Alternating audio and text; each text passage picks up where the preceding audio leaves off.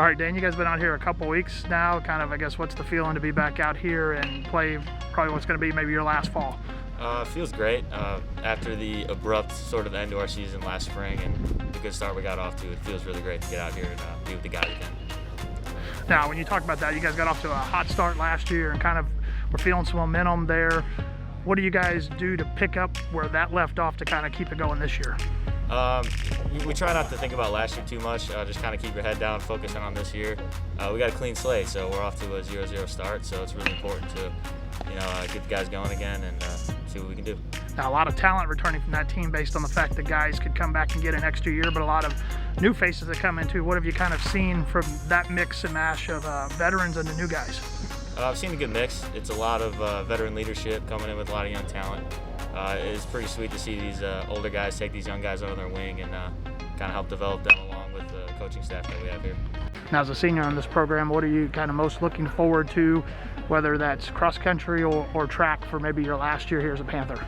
Yeah, I'm really excited for track. I always have been, especially since we didn't get a season last year. Track is my favorite, and cross country, if we run it in the winter, would be an experience for sure, and definitely a good way to end my senior year with something I've never done before, and it'd be something new. And I'm sad that this is the way it's going, but everything's just a challenge and we have to overcome it, and I'm excited for just the chance to compete eventually.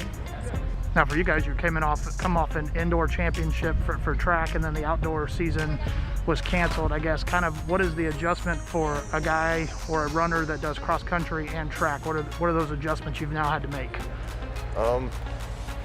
I guess coming off indoor, we were all like this really big high. We're all looking forward to winning out the outdoor championships as well. And then when that was canceled, our eyes were just set on cross right away. We're like, okay, we're gonna win that. And again, it got canceled. So, and we're not too sure about indoor. So, I mean, we still have this championship mentality that we're gonna be able to win, no matter when our next season is. All right, sir, you guys have been back in the pool for about a month. I guess kind of what's your take on getting back into the pool after probably not swimming for a few months due to the pandemic? Yeah, honestly, it's been really nice to have everybody back as a team. I know I swam at the Y for a little bit in July, and it wasn't super fun to just be on your own, so it's nice to have a good group of people together and get to have a positive attitude swimming forward and getting into hopefully House of Champs coming up, so that'll be exciting. Now, for you were able to land yourself on the top 10 record board in a couple events. Personally, kind of what are your goals this year to maybe improve upon those? Do you have sights set on maybe getting number 1 or 2 in a couple of those events? Yeah, I've been really trying to hit some goals, especially trying to get the records. I can look at them right now.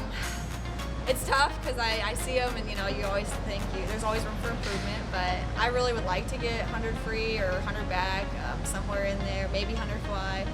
Just depends on how we get to go swimming through the season. It'd be great if we got more meets, but I think we can make it work by confidence. All right, Cam, now you guys focused on a lot of different things, some goal line situations, some full team situation. The first time you guys have really been able to do that, what did you kind of assess from that? I think defense we did pretty well. We let up a little bit on the second half, but we're just going to work through it. It's the first day with pads on, like you said, so we'll all get better. We're just trying to get ready for spring. All right, Nikki, your second year in the program, and you guys kind of your first full spring, though, as an athlete. Last year when you came as a freshman, kind of what have you taken out of this model, and what can you guys use from this to get ready for February? Yeah, so the most exciting thing about this that I didn't know about spring is that it allows you to improve on the field like you would in a normal season, but your bodies are also recovered enough so that you can improve in the weight room. So it kind of feels like the best of both worlds between an off season and getting bigger, stronger, and faster, and getting better actually on the field. Now, you guys purposely kind of did some goal line situations, some red zone situations, and some full field, and let them hit in certain areas. Is that, I know it's for a safety thing, but is that also to kind of see how people react in some of those situations? That's exactly right. It's all about your response. It's situational football. And so what we looked at, and I just kind of planned it out over the 15 practices to make sure that we get exposed to every situation. And we have great video to teach off of, right? And if they don't expose to it, if they don't actually experience it, there is the old cliche, there's no substitute for experience. It's a cliche because it's true. They have to go out and actually get the ball on the goal line, play live, and find out what they need to do better in that situation. So yeah, we're going to keep on. We're kind of at that point where install is going to reduce a lot, but situations are going to really become the main focus of practice. In this situation in the fall, sometimes one side of the ball is a little bit ahead of the other. You guys are 8 practices kind of in shells now, first practice in pads. Have you noticed that maybe one side has a little bit of an edge, or have you been able to even notice that yet? I think it's going back and forth, to be honest. I think that's what's great about this team. I think that there's days where the defense absolutely dominates, and then there's days where the offense comes out and responds great to that in the next practice. Defense had the offense's number most of the day today, and then the offense responded in a huge way at the end of practice. So I think that's what's great about a football team is if you are truly getting that back and forth, you're going to have a chance to make each other better, right? The iron sharpens iron idea.